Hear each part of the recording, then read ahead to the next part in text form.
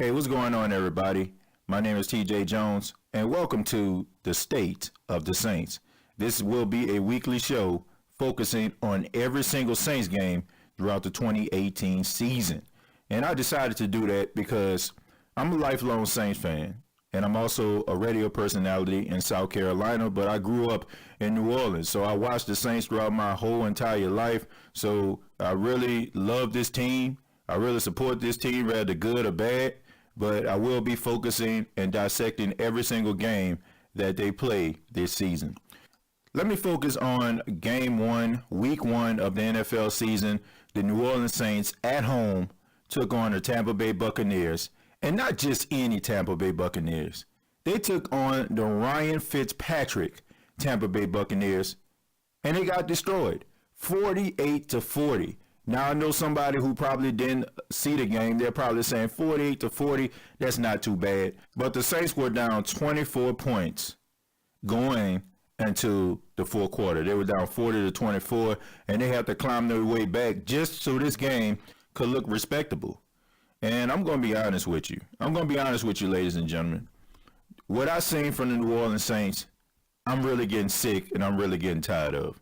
I'm really getting sick and tired of the New Orleans Saints laying an egg on defense. I'm really tired of watching Drew Brees and the offense go up and down the field on teams and me having to keep my fingers crossed, my lucky rabbit's foot, my lucky horseshoe, and hopefully I can say a prayer that the New Orleans Saints defense make a stop.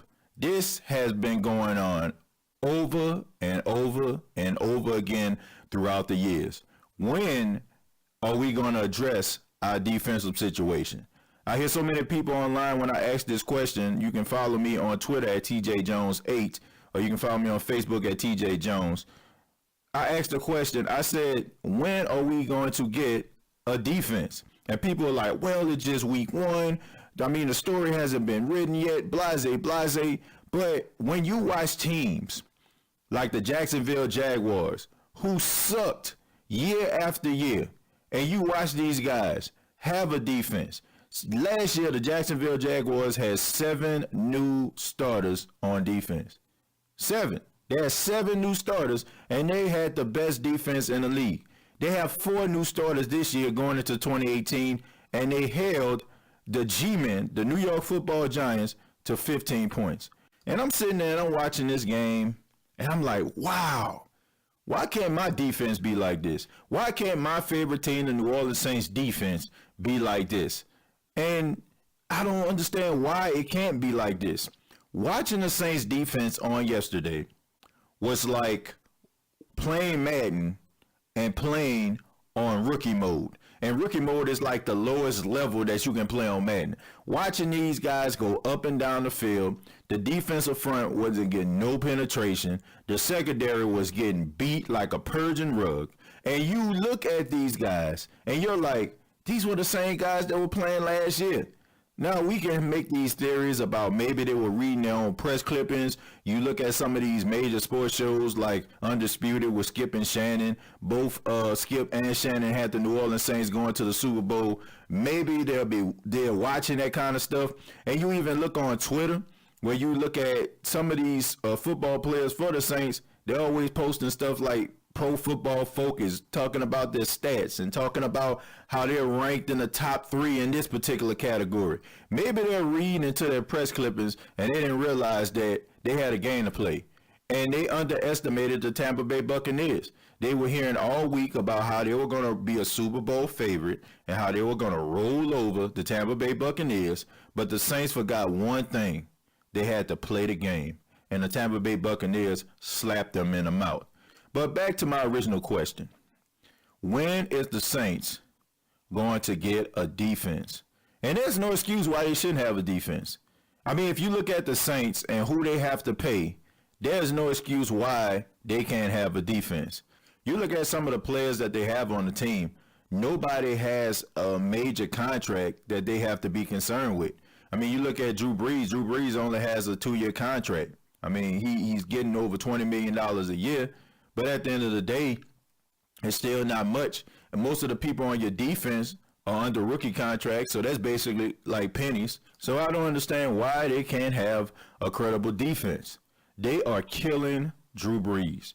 Can you imagine how many Super Bowls or how many Super Bowl appearances we would have if the Saints had a lick of defense? I ain't even talking about in the top five. Let's go ahead and suspend that, okay? Let's go ahead and get rid of that, throw that out the window, ball it up, throw it in the trash. If the Saints had a top 15 defense, they would be in Super Bowl contention every single year. Drew Brees is almost 40 years old. If you looked at how Drew Brees played yesterday, I mean, absolutely flawless. Drew Brees left it all on the field yesterday. I mean, I was looking at Drew Brees. Drew Brees looked like he's in the best shape of his life. I mean, the way that he was throwing that ball, how accurate he was. It is a damn shame if the New Orleans Saints don't make it to the Super Bowl this year. And they have the team to do it. These guys can be champions. They have what it takes to be champions. But I just think that they read their own press clippings. I feel like they thought that this was going to be a very, very easy game. They looked at Ryan Fitzpatrick and they looked at these guys and said, oh, these are the same guys we were playing last year. You got to keep in mind, these are very, very young New Orleans Saints players. You look at people like Marshawn Lattimore, who probably had, one of the best games of his career against Mike Evans. So he thought, man, I already locked him up last year. I can do it again. You look at some of these guys like Marcus Williams, who had an interception against him in the back of the end zone last season. Oh, man, I had me an interception. Man, it's going to be easy. And then Jameis not playing? Let me tell y'all something about Ryan Fitzpatrick. I always say, Ryan Fitzpatrick is the greatest no-tape quarterback you're ever going to find. When you find tape on Ryan Fitzpatrick, then it's up in the air. But when Ryan Fitzpatrick go from team to team, I mean, his ability to absorb the playbook of that team is amazing. In that 1 year, man, he looks like he's an all-world quarterback. But that second year, when you get tape on him, he looks absolutely hot garbage. The New Orleans Saints underestimated the Tampa Bay Buccaneers, and they got slapped in the mouth. Now, if you're a Saints fan, you're probably saying to yourself, man, this sucks. But I would look at it this way, if you want to. I'm glad that it happened to him. I'm glad that it happened to him early. I'm glad that they got slapped in the mouth early. That way, they will know how it feels. They know how it would feel to be down and how everybody is picking against them and nobody believes in them anymore. And they can use that as motivation and they can become the underdog. Maybe some people just need to be the underdog in order for them to perform at a high level. I don't understand why, because you have a job to do. Your job is to play defense. Your job is to win games. Your job is to stop the opposing wide receiver from catching a ball. I just don't understand it. I'm just sick and tired of this, man. I'm tired of year after year these guys not having a defense. I'm sick and tired of it. I'm sick and tired of watching these guys lay an egg on the field every single year. I don't know what's going on. I don't know why we can't have a defense. I don't know why. But I tell you this, Drew Brees' career is about to come to an end. And I tell you this, I know we got Teddy Bridgewater on the bench, and Teddy Bridgewater is a very incredible, serviceable quarterback. But at the end of the day, he ain't Drew Brees. He's not as accurate as Drew Brees. I don't feel like his work ethic is the same as Drew Brees. And I don't think he's a leader like Drew Brees. Drew Brees is a certified Hall of Famer when he decides to hang up his cleats. That is without a doubt. When you have somebody as great as Drew Brees, I mean, you don't know what you have until it's gone. If you don't believe me, ask the Miami Dolphins. If you don't believe me, ask the San Francisco 49ers. If you don't believe me, ask the Cleveland Browns.